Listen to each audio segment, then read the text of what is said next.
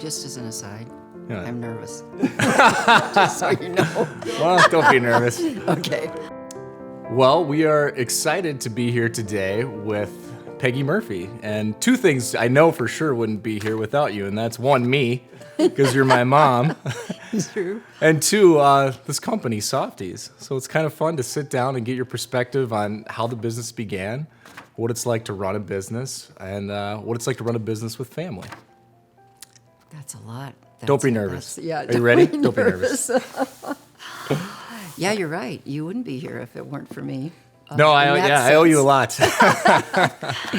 But yeah, I mean, Dad and I got married, and I married him knowing he was in sales, and he was really good at what he did, and that's what he's done his entire career until the early 2000s when he decided that he was tired of repping for other lines and wanted to do something on his own.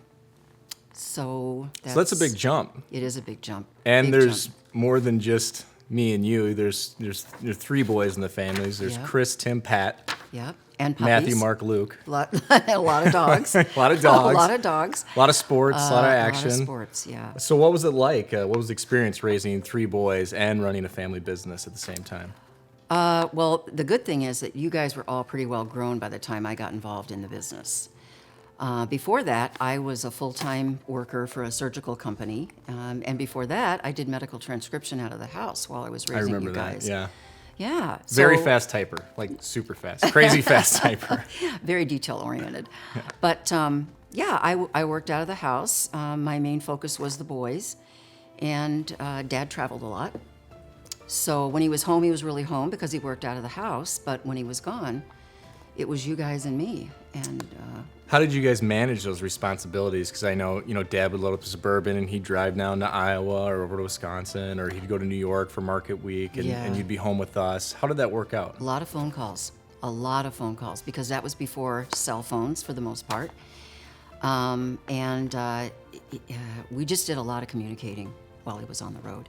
And the famous days of when he had his CB radio. Oh, yeah. Yeah, Maybe you could share that because one. when Those he are was pretty traveling funny. and he wanted to go fast, he relied on those truckers to get him from one location to another.